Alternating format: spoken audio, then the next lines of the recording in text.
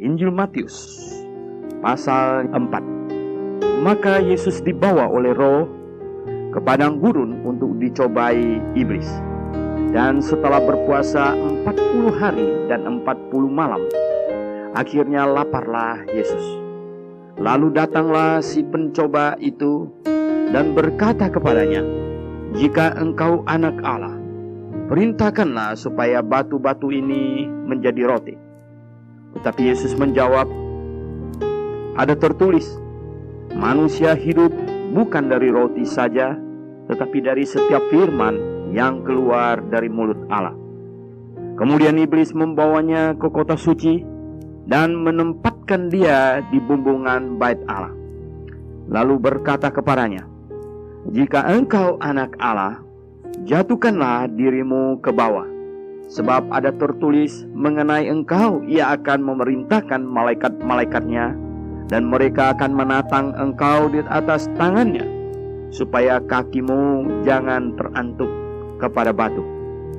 Yesus berkata kepadanya, "Ada pula tertulis, janganlah engkau mencobai Tuhan Allahmu."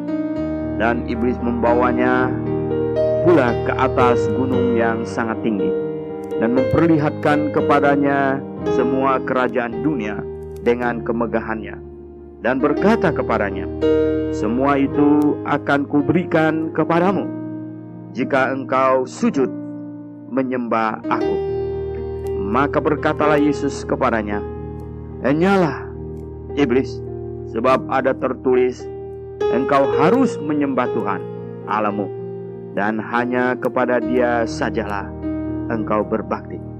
Lalu iblis meninggalkan dia, dan lihatlah, malaikat-malaikat datang melayani Yesus. Tetapi waktu Yesus mendengar bahwa Yohanes telah ditangkap, menyingkirlah ia ke Galilea. Ia meninggalkan Nazaret dan diam di Kapernaum, di tepi danau, di daerah Zebulon dan Naftali, supaya genaplah firman yang disampaikan oleh Nabi Yesaya. Tanah Zebulon dan tanah Naftali, jalan ke laut, daerah seberang sungai Yordan, Galilea, wilayah bangsa-bangsa lain. Bangsa yang diam dalam kegelapan telah melihat terang yang besar, dan bagi mereka yang diam di negeri yang dinaungi maut telah terbit terang. Sejak waktu itulah Yesus memberitakan, "Bertobatlah, sebab kerajaan sorga sudah dekat."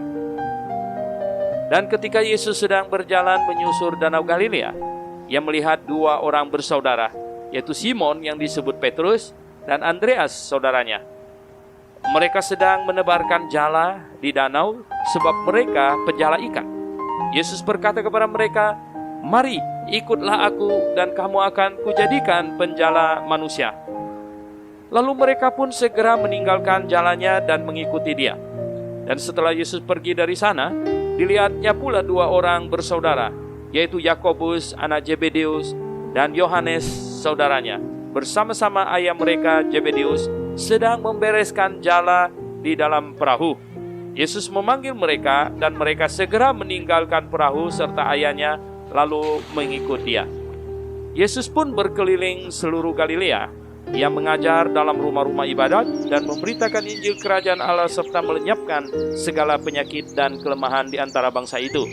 Maka tersiarlah berita tentang dia di seluruh Syria, dan dibawalah kepadanya semua orang yang buruk keadaannya, yang menderita berbagai penyakit dan sengsara, yang kerasukan, yang sakit ayan, dan yang lumpuh. Lalu Yesus menyembuhkan mereka. Maka orang banyak berbondong-bondong mengikuti dia. Mereka datang dari Galilea dan dari Dekapolis, dari Yerusalem dan dari Yudea dan dari seberang Yordan.